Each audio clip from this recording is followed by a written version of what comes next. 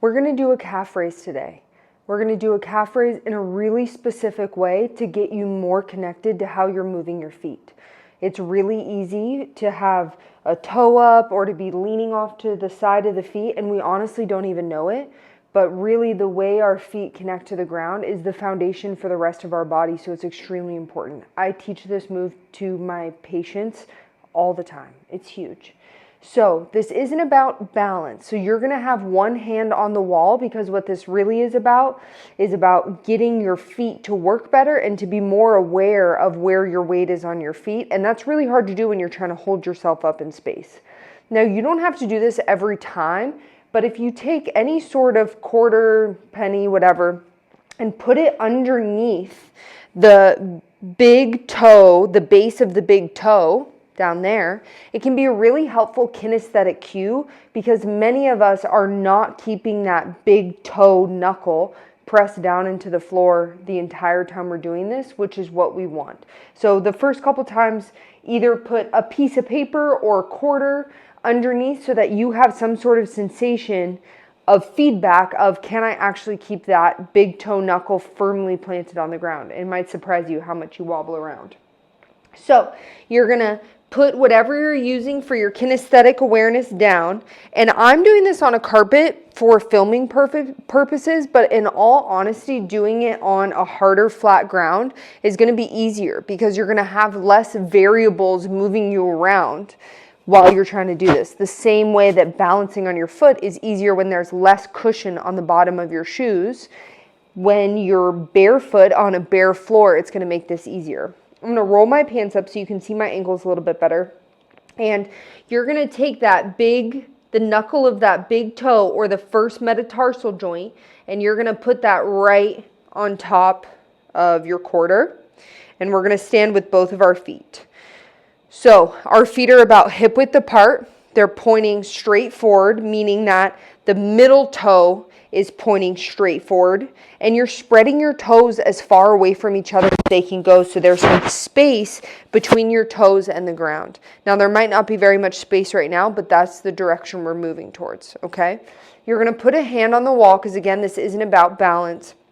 And I want you to draw your chin back through your throat, so that your head is actually over your shoulders, okay? So we're not doing this in any funky head position, but we're relaxed in the upper body.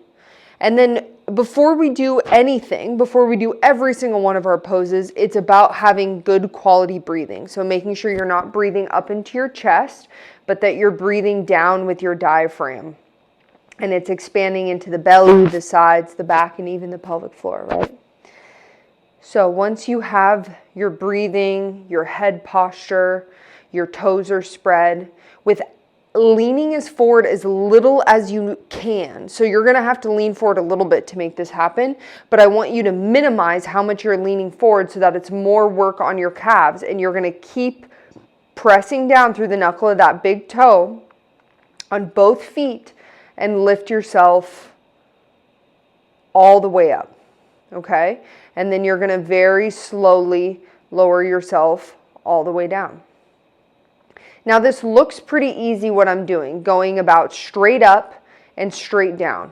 Now, there's a lot of different ways that we see people sort of mess with this. And one of the big ones is, I'll show you from the front, is that people want to roll to the outside of the foot. And that looks like that.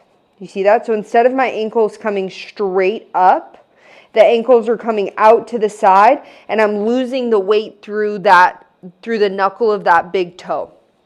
So this can get a little bit complex, because we want the ankles coming straight up until about here, and then the ankles can come out to the side a little bit, but it's really important that they're getting pulled straight up from the bottom until we're very close to the top, okay? And my calves are firing so much already.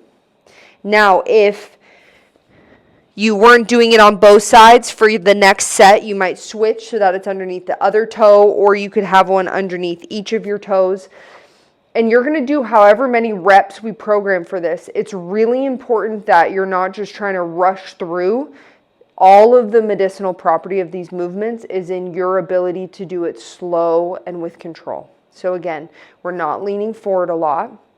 You're going to have a hand on the wall and you're slowly coming straight up, keeping the weight centered on the front of your foot, even at the top, minimizing those wobbles and the movement side to side, and then slowly coming back down. Okay? Enjoy this calf raise.